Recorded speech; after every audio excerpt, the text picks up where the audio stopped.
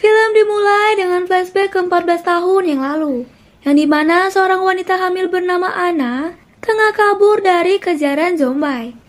Anna menyusuri hutan sembari terus memegangi perutnya, karena sebentar lagi anaknya akan segera lahir. Anna sudah janjian dengan Marlin beserta anggota Firefly lainnya untuk bertemu di sebuah rumah. Namun Anna telah tiba lebih dulu, sedangkan Marlin dan anggotanya masih belum tiba. Anna yang sudah kontraksi pun dengan terpaksa berusaha melahirkan sendirian. Dan karena suara zombie masih terdengar, ia pun mengganjal pintu ruangan dengan kursi. Tetapi zombie stalker berhasil mendobrak pintunya. Dan terjadilah... Beruntungnya Anna berhasil membunuh zombie itu dengan pisau. Tapi sialnya, dia sempat tergigit di paha kanannya. Di tengah-tengah kekacauan dan kepanikan itu, tanpa sadar Anna telah melahirkan bayinya. Tepat setelah Cordyceps mulai menjalar di tubuhnya. Anna pun memberi nama sang bayi dengan nama Ellie. Dan inilah episode terakhir The Last of Us season pertama.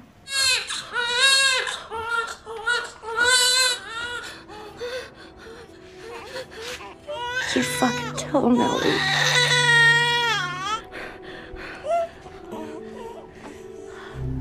I got you. It's okay. Malam harinya Marlin dengan dua anggota Firefly baru tiba di rumah itu. Dan betapa terkejutnya Marlin di saat melihat Anna yang telah melahirkan bayinya. Dengan kesadaran yang kian menipis, karena perlahan-lahan diambil alih oleh Cordyceps.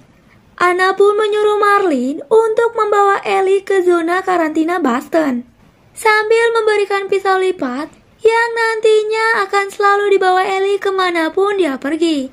Sebelum dirinya seutuhnya berubah menjadi zombie, Anna memaksa Marlin untuk membunuhnya. Mendengar hal itu, jelas Marlin tak sanggup membunuh sahabatnya. Apalagi harus mengeksekusi di dekat anaknya yang baru lahir. Marlin pun meminta asistennya menggendong Ellie. Dan karena kondisi Anna semakin memprihatinkan, mau tidak mau Marlin pun akhirnya membunuh Anna dengan menembaki tepat di kepalanya.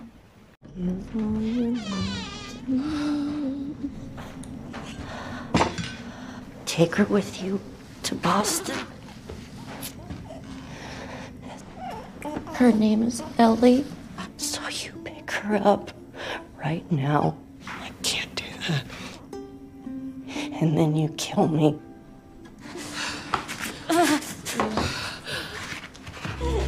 Here. Hold her head. Scene pun berlanjut ke masa sekarang. Beberapa bulan setelah kejadian di episode sebelumnya, Joel dan Ellie masih melanjutkan perjalanannya menuju laboratorium Firefly yang kabarnya ada di Salt Lake City. Setelah mengalami berbagai peristiwa mengerikan, dari meninggoynya Ted, Sam dan Henry, lalu Joel yang nyaris meninggoy, hingga si Saikung David yang nyaris mencincang Ellie. Tak seperti biasanya saat ini, Ellie sering melamun, bahkan ia bersikap layaknya Uchiha Sasuke yang pendiam.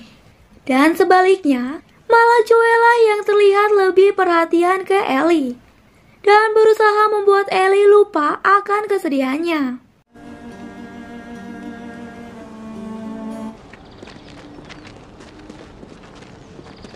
Di saat sampai di perkotaan yang banyak gedung, seperti biasa, Joel dan Ellie menaiki gedung tertinggi di sana, guna memantau keadaan sekitar dari lantai tertinggi. Mereka pun terus berjalan, dan ketika akan menaiki sebuah gedung, tiba-tiba Ellie menjadi kegirangan, dan seketika berlari duluan naik ke atas gedung. Joel pun berlari mengikutinya, dan rupanya Ellie buru-buru ke atas karena dia melihat sekawanan jerapah di dekat sana. Ellie! Come on! Damn. Up here!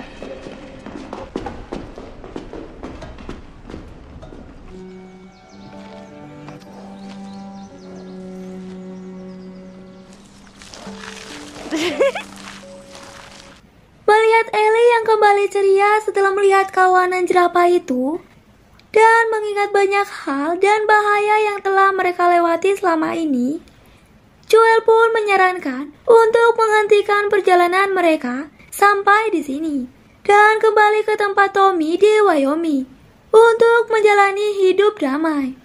Karena mungkin saja mereka akan menemui bahaya seperti di kota-kota sebelumnya. Dan tak ada yang tahu sampai kapan mereka bisa bertahan hidup.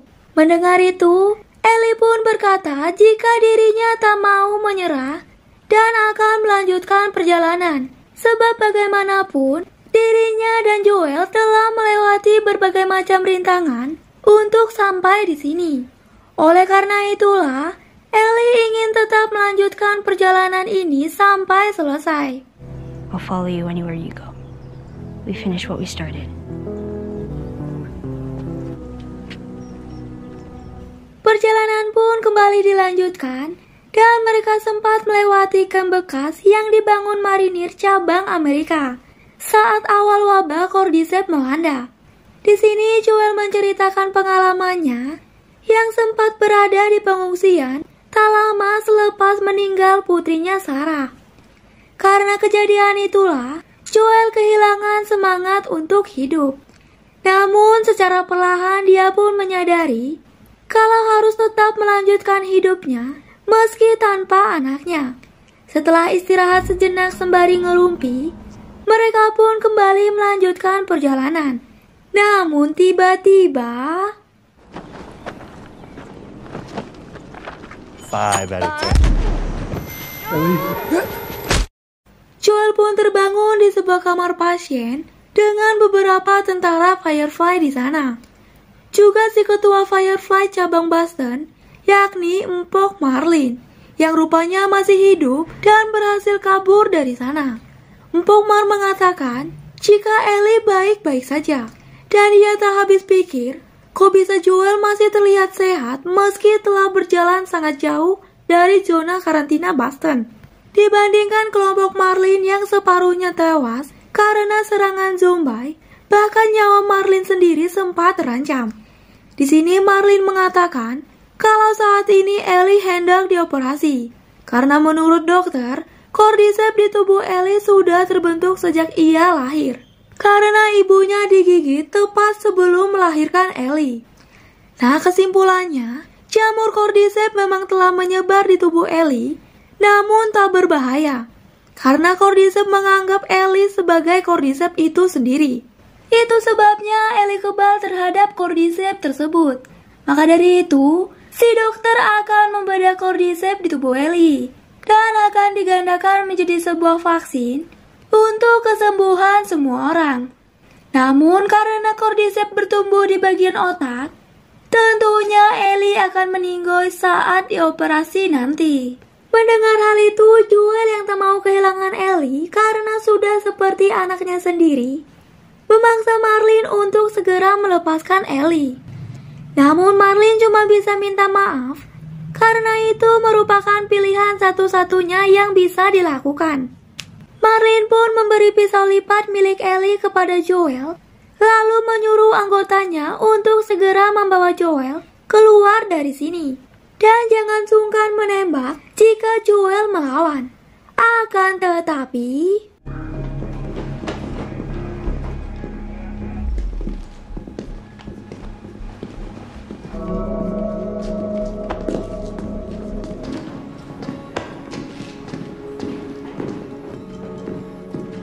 I said keep walking.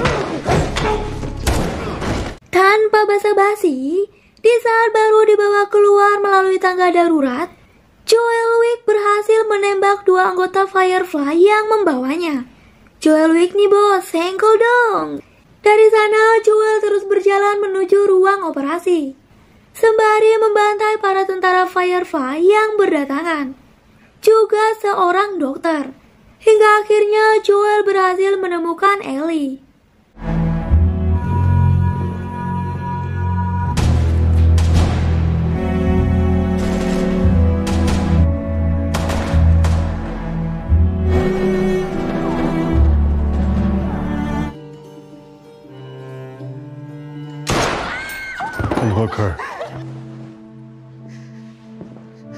Seketika Joel segera membawa Ellie yang masih pingsan pergi dari sana.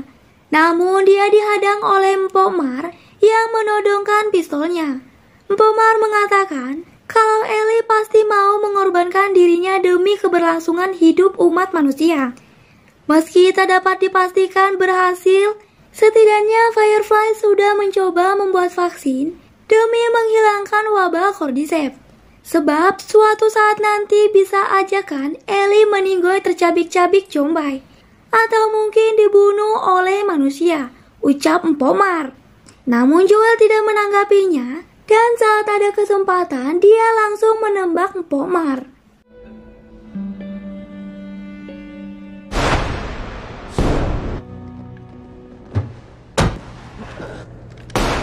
Selepas itu dengan mengendarai mobil anggota Firefly, Joel berniat menuju Wyoming.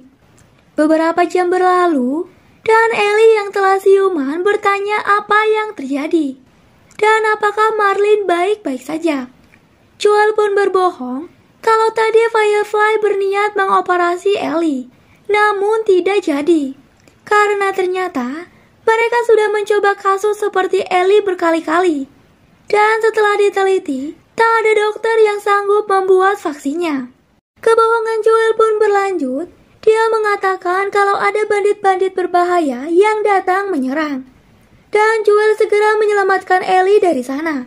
Tapi naasnya, Marlin tak selamat. Mendengar hal itu, Ellie pun benar-benar diselimuti kesedihan yang teramat dalam. I'm sorry. Beberapa hari kemudian, setelah menempuh perjalanan jauh, mesin mobil pun mengalami overheat. Dan mereka harus lanjut berjalan kaki menuju Wyoming, yang kira-kira jaraknya kurang dari 5 km dari sana. Joel dan Ellie pun bercanda-canda sembari berjalan menyusuri bukit. Hingga akhirnya Wyoming terlihat dari kejauhan. Sebelum lanjut jalan, Ellie pun sempat terdiam sejenak. Dan dengan tatapan sedih, Ellie menceritakan kisah pembunuhan pertamanya. Dan ternyata, ia terpaksa menembak soibnya Riley yang telah berubah menjadi zombie selepas insiden mereka tergigit zombie nolep di dalam mall. Tak berhenti di situ, Ellie pun bertanya apakah Joel benar-benar jujur tentang semua yang terjadi di markas Firefly. Itu benar adanya, dan dengan yakinnya, supaya Ellie tak semakin bersedih, Joel pun tetap berbohong dan berkata, kalau semua yang dia ceritakan tentang markas Firefly merupakan kebenaran. Swear to me that everything you said about the Fireflies is true. I swear. Okay. Inilah akhir kisah Joel dan Ellie di season pertama, guys. Kita nantikan saja season keduanya di tahun depan, di mana Ellie sudah beranjak dewasa. Terima kasih untuk kalian semua penonton setia Great Movie ID yang telah menonton episode ini dari episode pertama sampai yang terakhir. Dan jangan lupa untuk like, komen, share, dan subscribe. Sampai jumpa di video selanjutnya ya guys. Bye-bye.